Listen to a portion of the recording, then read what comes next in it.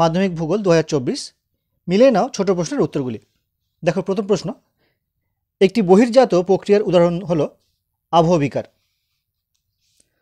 পার্বত্য হিমবাহের শীর্ষদেশে হিমবাহ ও পার্বত্য গাত্রের মধ্যে সংকীর্ণ ও গভীর ফাটলগুলিকে বলা হয় বার্গশুন্ড।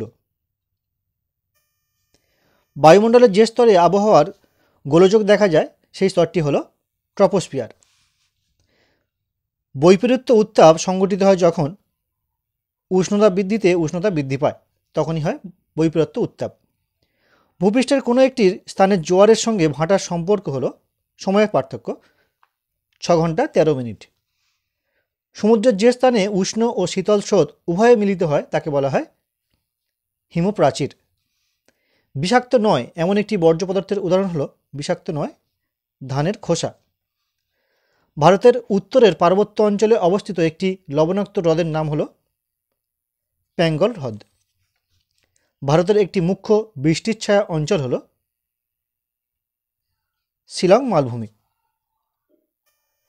ব্যাসল্ট শিলার আবহবিকারের ফলে সৃষ্ট মৃত্তিকা হলো কালো মৃত্তিকা বা কৃষ্ণ মৃত্তিকা।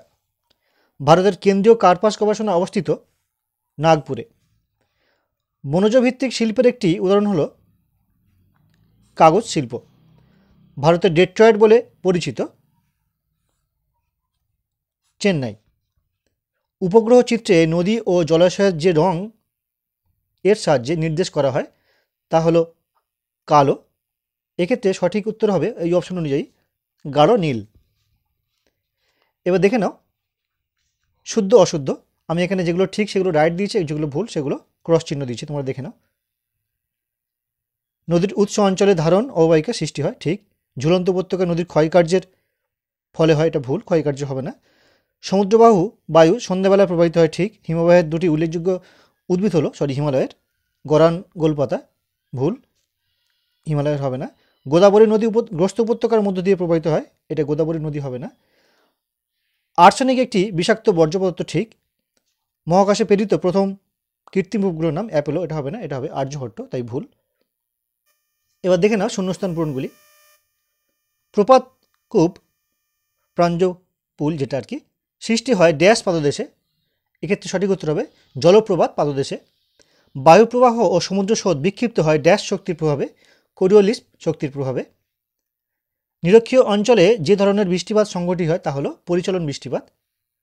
শীতল ড্যাশ স্রোতের প্রভাবে নিউফাউন্ডল্যান্ড অঞ্চলে শীতকাল যে তুষারপাত হয় তা হলো ল্যাব্রাডর।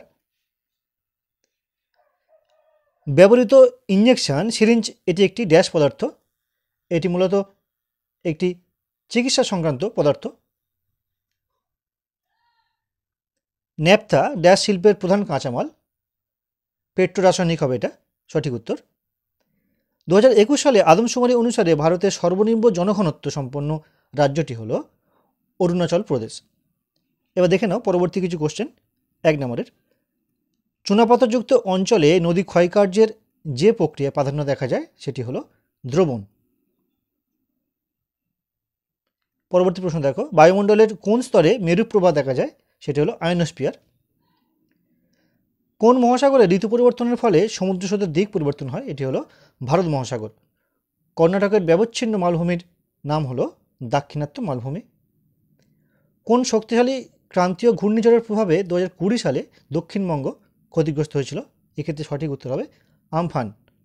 শ্বাসমূল কোন জাতীয় উদ্ভিদের একটি বৈশিষ্ট্য, লবণাম্ব জাতীয় উদ্ভিদের একটি বৈশিষ্ট্য।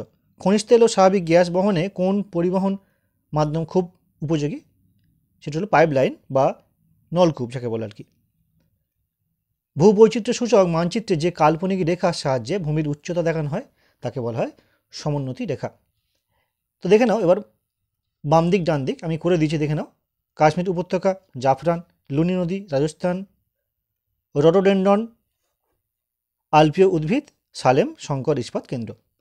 তো এই ছিল মূলত তোমাদের মাধ্যমিকের ছোট প্রশ্নের উত্তর। তো আজকের ভিডিওটি কেমন লাগলো অবশ্যই কমেন্ট করে জানিও, পারলে একটি লাইক করো।